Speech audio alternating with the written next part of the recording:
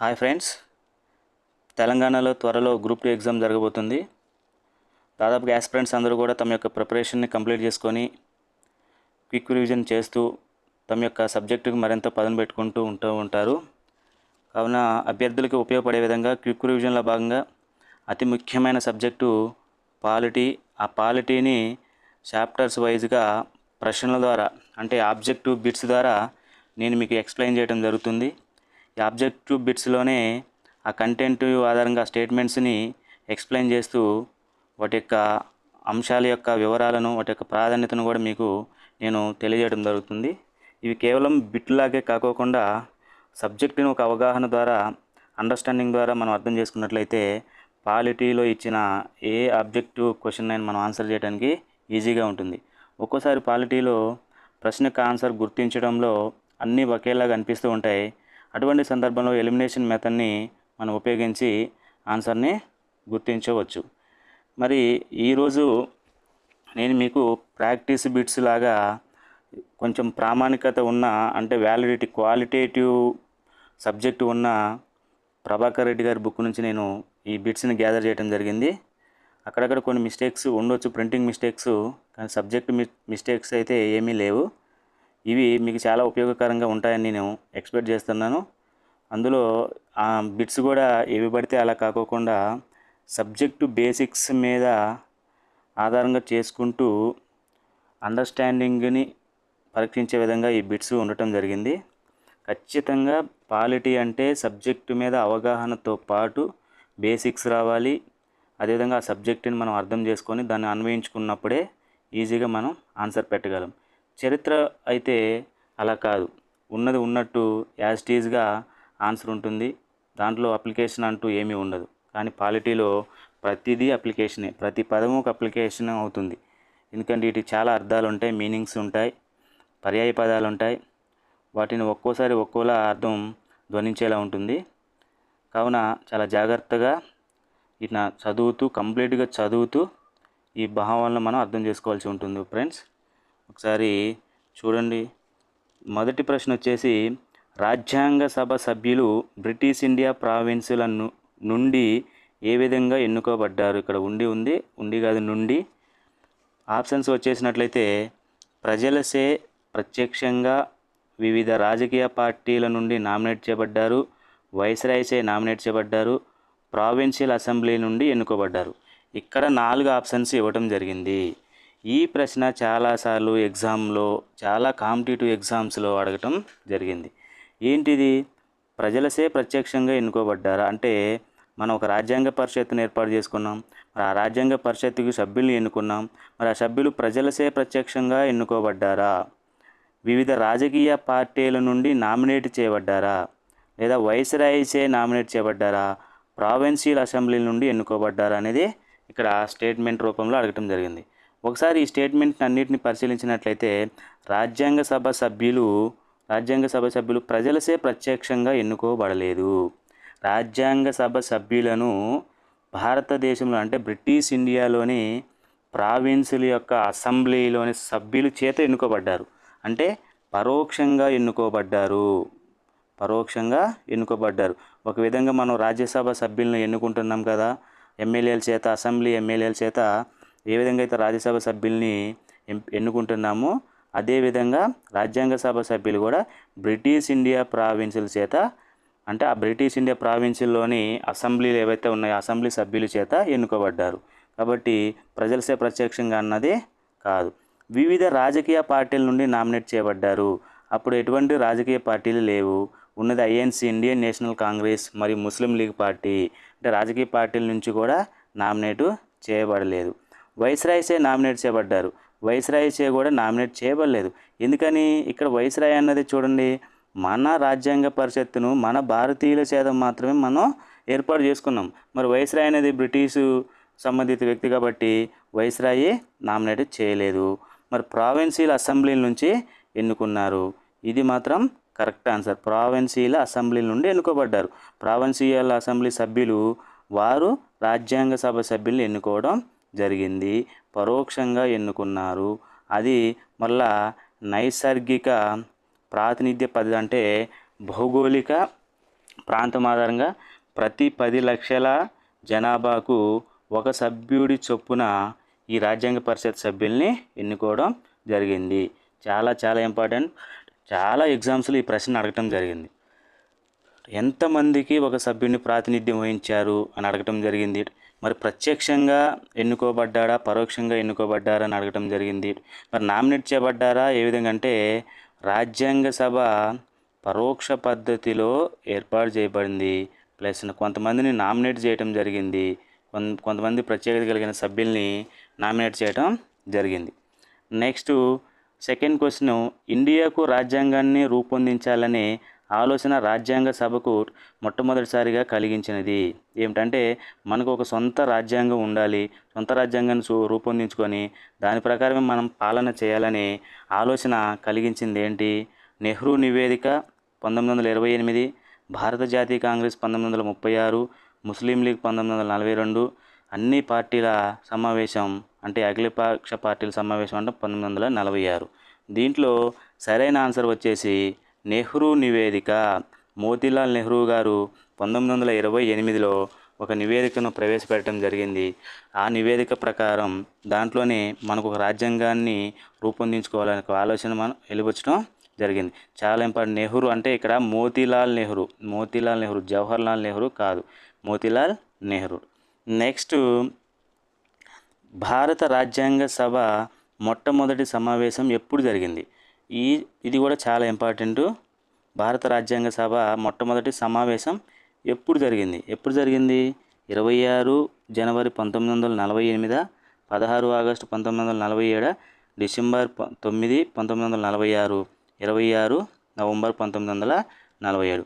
ఒకసారి ఆప్షన్స్ని పరిశీలించినట్లయితే 26 నవంబరు 1947, ఇక్కడ 47 ఉంది, ఇక్కడ 47 ఉంది, ఇక్కడ 46 ఉంది, ఇది డిసెంబర్ 9 ఉంది, అంటే 48 కూడా కాదు. ఎప్పుడు ఇది? డిసెంబర్ 9, 1946 మొట్టమొదటి సమావేశం ఏర్పాటు చేశారు. ఈ మొట్టమొదటి సమావేశానికి సచ్చిదానంద సిన్హాని తాత్కాలిక అధ్యక్షుడిగా ఎన్నుకోవడం జరిగింది. మరి ఈ సచ్చిదానంద సిన్హా అనే వ్యక్తి ఈ రాజ్యాంగ సభలో అత్యంత సీనియర్ అంటే అత్యధిక వయసు కలిగిన వ్యక్తి.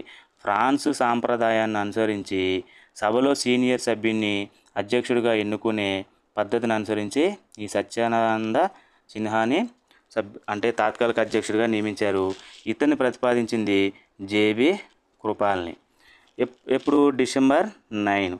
మరలా రెండవ సమావేశం డిసెంబర్ 11, 1946 జరిగింది. ఈ రెండవ సమావేశంలో బాబు రాజేంద్ర ప్రసాద్ని శాశ్వత అధ్యక్షుడిగా ఎన్నుకోవడం జరిగింది. ఈ శాశ్వత అధ్యక్షుడిని ప్రతిపాదించింది కూడా జేబీ కృపాల్ని. నెక్స్ట్ తర్వాత సమావేశం 13వ తారీఖు జరిగింది. ఈ 13 డిసెంబర్ 1946 జవహర్లాల్ నెహ్రూ తన ఆశయాల లక్ష్యాల తీర్మానాన్ని ప్రవేశపెట్టాడు. ఆ తీర్మానం ఆధారంగానే మనం మన రాజ్యాంగం యొక్క ప్రవేశికను రూపొందించడం జరిగింది. చాలా చాలా ఇంపార్టెంట్ ఈ 3 సమావేశాలు, 9 మరియు 11 మరియు 13. ఈ 3 సమావేశాలు చాలా చాలా ఇంపార్టెంట్. 1946 డిసెంబర్లో జరిగిన ఈ సమావేశాలు. నెక్స్ట్ తర్వాత ప్రశ్న, రాజ్యాంగ సభకు డ్రాఫ్టింగ్ కమిటీ చైర్మన్గా ఎవరు వ్యవహరించారు? మరి డ్రాఫ్టింగ్ అంటే ముసాయిదా కమిటీకి చైర్మన్గా ఎవరు వ్యవహరించారు? అంబేద్కర్. చాలామందికి రాజ్యాంగ ముసాయిదా కమిటీ యొక్క చైర్మన్గా ఎవరు వ్యవహరించారు అంటే అంబేద్కర్. నెక్స్ట్ రాజ్యాంగ నిర్మాణ సభ నుండి ముస్లిం లీగ్ వైదొలిగిన తర్వాత సభ్యుల సంఖ్య ఎంత? 299, 329, 331, 359. ఈ ప్రశ్నని ఒకసారి అబ్జర్వ్ చేసినట్లయితే 1946లో జూలైలో మన రాజ్యాంగ సభకు ఎన్నికలు జరిగాయి. ఎన్నికలు జరిగినప్పుడు అవిభక్త ఉమ్మడి అంటే భారతదేశం మొత్తం కలిపి పాకిస్తాను, బంగ్లాదేశ్, ఇండియా కలిపి మొత్తం నైసర్గిక ప్రాతినిధ్య పద్ధతిన 389 మంది సభ్యుల్ని ఎన్నుకోవడం జరిగింది. ఇందులో 292 బ్రిటిష్ ఇండియా ప్రావిన్సుల నుంచి, నెక్స్ట్ 93 మంది స్వదేశీ సంస్థానాల నుంచి, 4 బ్రిటిష్ కమిషనర్లేట్ నుంచి ఎన్నుకోవడం జరిగింది. మరి ఈ 389లో 292 రాష్ట్రాలు అంటే బ్రిటిష్ ప్రావిన్స్లు అంటే బ్రిటిష్ రాష్ట్రాలు, 93 వచ్చేసి స్వదేశీ సంస్థానాలు, 4 వచ్చేసి ప్రావిన్సులు. ఎప్పుడైతే భారతదేశ విభజన జరిగిందో విభజన తర్వాత ఈ 389లో సభ్యుల నుంచి ఈ ముస్లిం లీగ్ వెళ్ళిపోయిన తర్వాత చివరిగా మన భారతదేశంలో మొత్తం రాజ్యాంగ సభ్యుల సంఖ్య 299. చాలా ఇంపార్టెంట్, 299 సరైన ఆన్సర్. ఈ 299లో 229 బ్రిటిష్ ఇండియాలోని రాష్ట్రాల నుంచి, అదేవిధంగా 70 స్వదేశీ సంస్థల నుంచి. ఈ ప్రశ్న చాలాసార్లు అడగటం జరిగింది. మన రాజ్యాంగ సభలోని స్వదేశీ సంస్థానాల నుంచి నామినేట్ చేయబడ్డ సభ్యుల సంఖ్య ఎంతమంది? 70 మంది. చాలా ఇంపార్టెంట్. బ్రిటిష్ రాష్ట్రాల నుంచి 229, మొత్తం వచ్చేసి 299 మంది సభ్యులు సంఖ్య మిగిలింది. నెక్స్ట్ తర్వాత ప్రశ్న, భారత రాజ్యాంగం యొక్క తాత్విక భావన తీర్మానం రాజ్యాంగ సభలో ఎవరి చేత ప్రవేశపెట్టబడింది? ఈ తాత్విక భావన తీర్మానం అంటే ఏంది? ప్రవేశిక. ఈ ప్రవేశికని ఎవరు ప్రవేశపెట్టారు? జవహర్ లాల్ నెహ్రూ. ఎప్పుడు ప్రవేశపెట్టాడా దానికి సంబంధించిన ఆ తీర్మానాన్ని? 13 డిసెంబర్ 1946 జరిగిన సమావేశంలో ప్రవేశపెట్టాడు. ప్రవేశపెడితే 22 జనవరి 1947 ఇది రాజ్యాంగ సభలో ఆమోదం పొందింది. ఇది చాలా ఇంపార్టెంట్. అంటే రాజ్యాంగ ప్రవేశకు ఆధారమైన నెహ్రూ తన ఆశయాలు లక్ష్యాల తీర్మానం అంటాం దీన్ని డిసెంబర్ 13, 1946 ప్రవేశపెట్టడం జరిగింది. అందుకే నేను ఇందాక 3 డేట్స్ చాలా ఇంపార్టెంట్ అన్న, 9, 11, అదేవిధంగా 13. ఇక్కడ డిసెంబర్ 1946 మొదటి సభ జరిగింది. సచ్చిదానంద సిన్హా తాత్కాలిక అధ్యక్షుడిగా నియమించబడ్డాడు. 11వ తారీఖు ఒక సభ జరిగింది.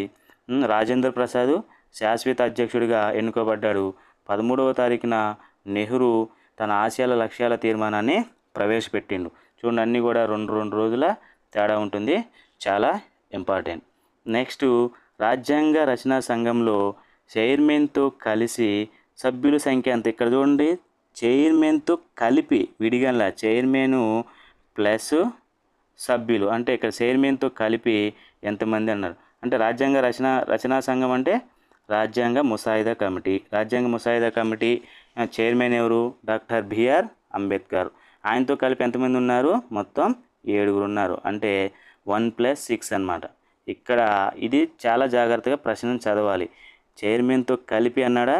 చైర్మన్ కాకుండా అన్నాడు. చైర్మన్తో కలిపి అయితే 7, కాకుండా అయితే 6.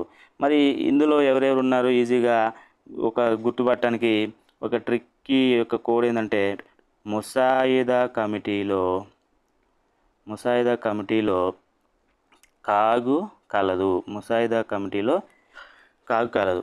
ఇక్కడ ముసాయిదా కమిటీలో ము అంటే కేఎం మున్సి, సా అంటే మహమ్మద్ సాదుల్లా, ఇక్కడ కమిటీలో కా అంటే ఖైతన్, ఇక్కడ మీ అంటే మిత్తల్, ఇక్కడ వచ్చేసి ఏ అంటే అంబేద్కర్, ఇక్కడ జి అంటే గోపాలస్వామి అయ్యంగార్, కే అంటే అల్లాడి కృష్ణస్వామి అయ్యర్. చాలా సింపుల్ అండి. ఒక ట్రిక్కీగా, ఒక కామెడీగా, ఒక హాస్యాస్పదంగా మనం ఎటువంటి కోర్సును గుర్తుంచుకున్నట్లయితే ఈజీగా ఆన్సర్ మనం గుర్తించవచ్చు. ముసాయిదా కమిటీలో అంటే రాజ్యాంగ ముసాయిదా కమిటీలో కాగు కలదు.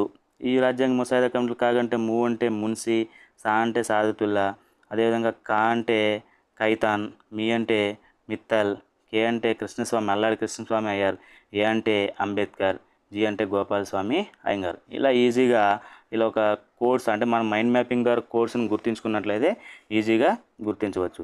నెక్స్ట్ తర్వాత ప్రశ్న వచ్చేసి 26 నవంబరు 1949 తర్వాత తక్షణమే అమల్లోకి వచ్చిన అంశం క్రింది వాటిలో ఏది? మరి 26 నవంబర్ 1949 అంటే ఎప్పుడు?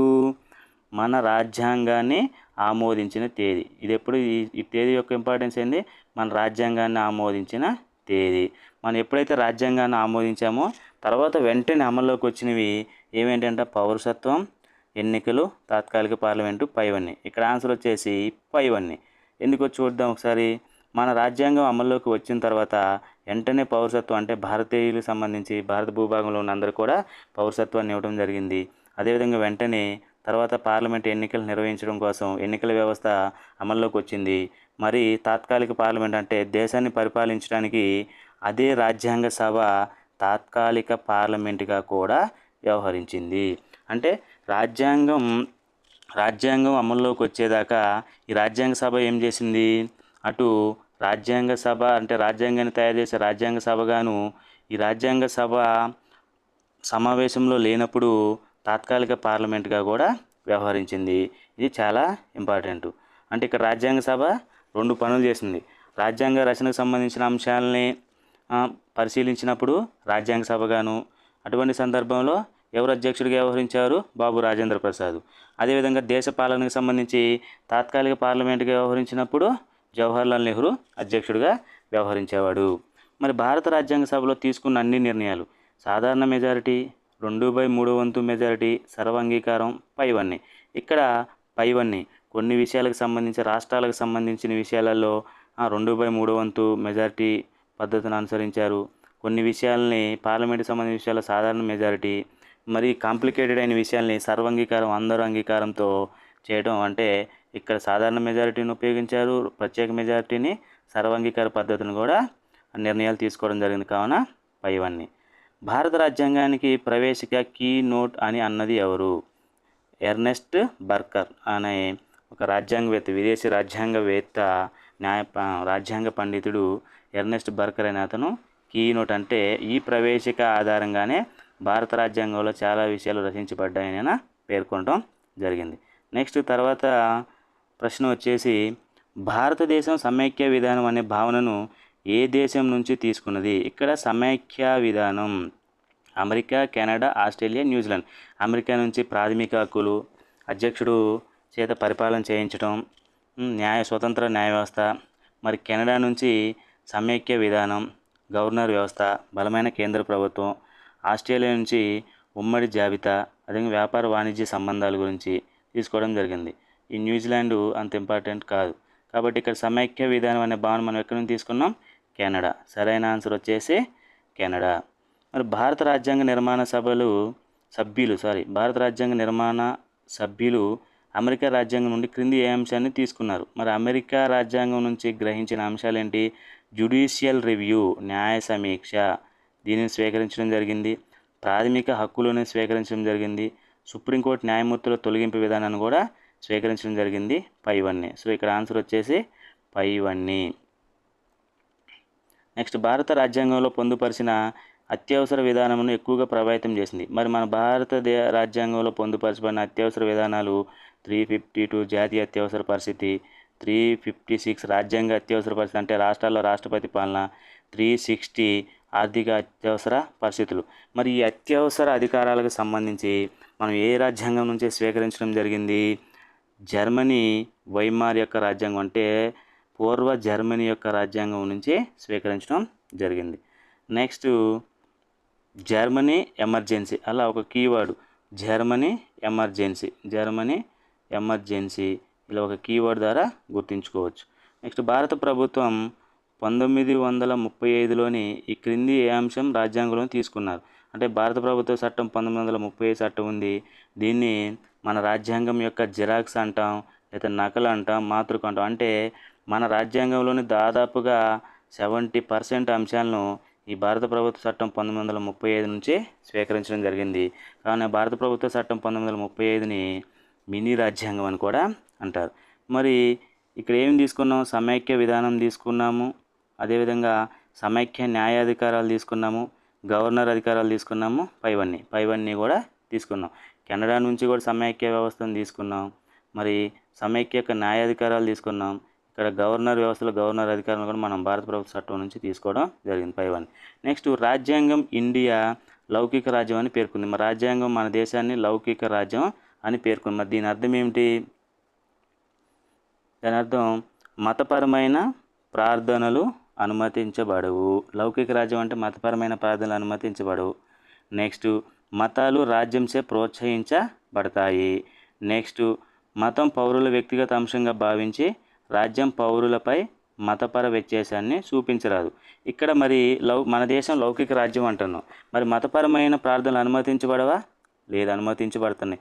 హిందువులు కానీ, ముస్లిమ్స్ కానీ, క్రిస్టియన్స్ కానీ, జైనులు కానీ, బౌద్ధులు కానీ ఎవరైనా తమ మతానికి సంబంధించిన ప్రార్థనలో చేసుకోవచ్చు. అంటే ఈ స్టేట్మెంటు తప్పు. మతాలు రాజ్యంసే ప్రోత్సహించబడతాయి. మరి రాజ్యం అంటే ఇక్కడ దేశం. మన దేశం ఏ మతాన్ని కూడా ప్రోత్సహించబడతాయా లౌకిక రాజ్యంలో? మత రాజ్యాలు అయితే ప్రోత్సహిస్తాయి, లౌకిక రాజ్యాలు ప్రోత్సహించబడు. అంటే ఈ స్టేట్మెంట్ కూడా తప్పు. మతం పౌరుల వ్యక్తిగత అంశంగా భావించి రాజ్యం పౌరులపై మతపర వ్యత్యాసాన్ని చూపదు. వీళ్ళు హిందువులు, వీళ్ళు ముస్లింలు, వీళ్ళు క్రిస్టియన్స్ అంటూ ఏ రాజ్యం కూడా మతపరమైన విభజన చేయదు. కావున థర్డ్ స్టేట్మెంటు సరైనది. ఈ ప్రియాంబిల్ లేదా ప్రవేశికను రచనా సంఘం ముందు ప్రవేశపెట్టిన వ్యక్తి నెహ్రూ. ఎప్పుడు ప్రవేశపెట్టాడు? 13వ తారీఖు డిసెంబర్ 1946న ప్రవేశపెట్టడం జరిగింది. ఈ ఒకదానికొకటి లింకప్ పాయింట్ కాబట్టి ఈ బేసిక్స్ మీద అవగాహన ఉంటేనే ఇటువంటి ప్రశ్నలకు మనం ఆన్సర్ చేయగలుగుతాం. భారత రాజ్యాంగంలో సామ్యవాద, లౌకిక మరియు unity, integrity of the nation అనే పదాలను ఏ రాజ్యాంగ సవరణ చేత చేర్చారు? చాలా ఇంపార్టెంట్. 42వ రాజ్యాంగ సవరణ ద్వారా చేర్చారు. సామ్యవాద, లౌకిక మరియు యూనిటీ, ఐక్యత మరియు ఇంటిగ్రిత, సమగ్రత అనే పదాలను 42వ రాజ్యాంగ సవరణ ద్వారా చేర్చడం జరిగింది. భారత రాజ్యాంగ ప్రవేశికను ఎన్నిసార్లు సవరించారు? 1 సారి, 2 సార్లు, 3 సార్లు, ఎప్పుడూ చేయలేదు. భారత రాజ్యాంగ ప్రవేశికను ఇప్పటి వరకు ఒకే ఒకసారి సవరించారు. అది 42వ సవరణ ద్వారా 1976లో. మోస్ట్ ఇంపార్టెంట్, చాలా ఇంపార్టెంట్. ఒకేసారి సవరించారు. ఆ ప్రవేశికలోని ఈ సామ్యవాద, ఈ లౌకిక, ఏకత మరియు సమగ్రత అనే పదాలను చేర్చడం జరిగింది ఒకే ఒకసారి. ఇది చాలా ఇంపార్టెంట్, గుర్తుంచుకోండి. నెక్స్ట్, ఈ క్రింది అంశాలలో మౌలిక స్వరూప నియామక అంశాలు ఏవి? ఈ క్రింది అంశాల్లో మౌలిక స్వరూప నియామక అంశాలు ఏవి? శాసన విధానాలు, లోక్సభ స్పీకర్, పార్లమెంటరీ ప్రజాస్వామ్యం. మరి ఇందులో మౌలిక స్వరూప నియమాలు ఏంటి? శాసన విధానాలు అంటే రాజ్యాంగం యొక్క మౌలిక స్వరూపంలో భాగం ఏంటి అంటే శాసన విధానాలు, లోక్సభ స్పీకర్ రాజ్యాంగ మౌలిక స్వరూపంలో భాగం కాదు, శాసన విధానాలు కాదు, పార్లమెంటరీ ప్రజాస్వామ్యం. ఇది సరైన ఆన్సర్. నెక్స్ట్, ప్రవేశికలో పేర్కొన్న స్వేచ్ఛ, సమానత్వం మరియు సౌభ్రాతృత్వం అనే అంశాలు వేటి ప్రభావం చేత భారత రాజ్యాంగంలో చేర్చారు? ఈ స్వేచ్ఛ, సమానత్వం, సౌభ్రాతృత్వం అనే అంశాలను ఫ్రెంచి విప్లవం ద్వారా ఫ్రాన్స్లో ప్రవేశపెట్టిన ఈ అంశాలను మన దేశం స్వీకరించడం జరిగింది. మరి రష్యా విప్లవం నుంచి ఏం స్వీకరించడం జరిగింది? ప్రాథమిక విధులు, సామాజిక, ఆర్థిక, రాజకీయ న్యాయం అనే అంశాలను స్వీకరించడం జరిగింది. అమెరికా యొక్క స్వాతంత్రం నుంచి ఏం స్వీకరించడం జరిగింది? ప్రాథమిక హక్కులు స్వీకరించడం జరిగింది. నెక్స్ట్, ఈ క్రింది ఏ కేసులో సుప్రీంకోర్టు ప్రవేశిక రాజ్యాంగంలో భాగం కాదు అని రూలింగ్ ఇచ్చింది?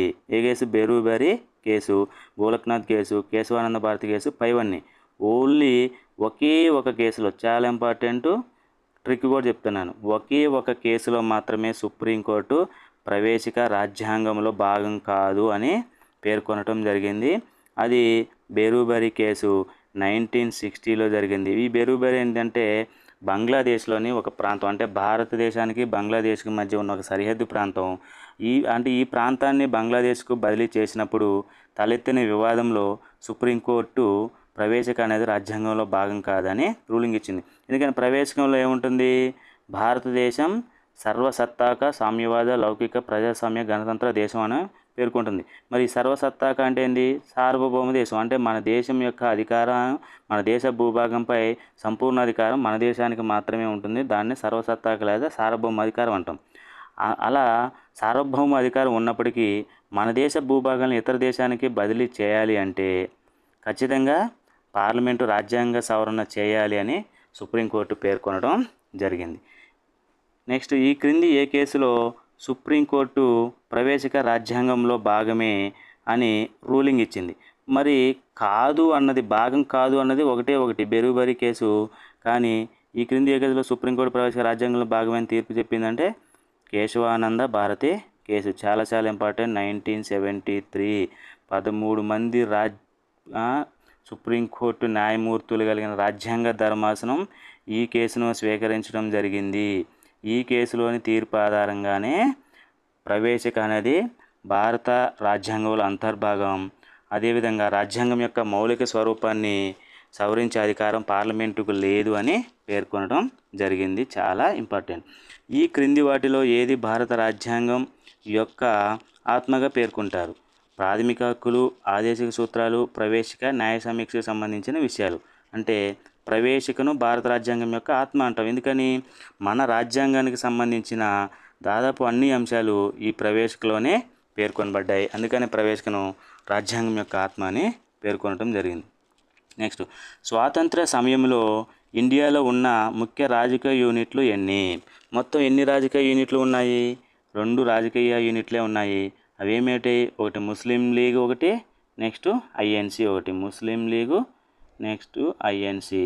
ఈ 2 ముఖ్య రాజకీయ యూనిట్లు అప్పుడు ఉన్నాయి. నెక్స్ట్, సంస్థానాల విలీనంలో ముఖ్య పాత్ర వహించిన 2 వ్యక్తులు. పటేలు, నెహ్రూ. Patel V P Menon, Patel Rajendra Prasad, Patel K M Munshi. మరి సంస్థానాల విలీనంలో ముఖ్య పాత్ర పోషించిన 2 వ్యక్తులు ఎవరంటే సర్దార్ వల్లభాయ్ పటేల్, విపి మీనన్. అప్పటి హోంమంత్రి సర్దార్ వల్లభాయ్ పటేల్, అదేవిధంగా అప్పుడు హోంశాఖ కార్యదర్శి విపి మీనన్. వీళ్ళిద్దరి నేతృత్వం, అంటే హోంశాఖ కార్యదర్శి, వీళ్ళిద్దరి నేతృత్వంలో స్వదేశీ సంస్థానాలను మన దేశంలో విలీనం చేయడం జరిగింది. నెక్స్ట్, కొత్త రాష్ట్రం ఏర్పాటు లేదా ఉన్న రాష్ట్ర సరిహద్దు మార్పు చేసే అధికారం ఎవరికి ఉంటుంది? రాష్ట్రపతికి, ఎన్నికల సంఘానికి, పార్లమెంట్కి ఏది కాదు. కొత్త రాష్ట్రం ఏర్పాటు చేయాలన్నా లేదా ఉన్న రాష్ట్రం యొక్క సరిహద్దు మార్పు చేసే అధికారం ఎవరికి ఉంటుంది? పార్లమెంటుకు ఉంటుంది. మనం ఆర్టికల్ 3 ప్రకారం చెప్పాం కదా, రాష్ట్రాల పునర్వ్యవస్థీకరణపై సర్వ హక్కులు పార్లమెంటుకే ఉంటాయి. చాలా చాలా ఇంపార్టెంట్. నెక్స్ట్, భాషా ప్రయుక్త రాష్ట్రాలు పునర్వ్యవస్థీకరించిన సంవత్సరం. ఎప్పుడు మన దేశంలో రాష్ట్రాలను భాషా ప్రయుక్తంగా పునర్వ్యవస్థీకరించడం జరిగింది? 1956.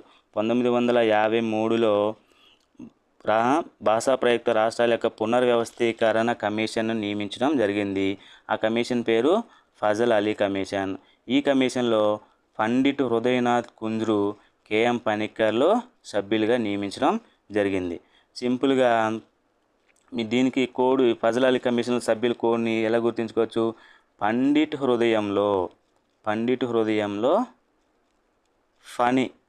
ఫణి ఉన్నాడు. పండిట్ హృదయంలో ఫణి ఉన్నాడు. ఇక్కడ లేదా ఫజల్ హృదయంలో ఫణి ఉన్నాడు.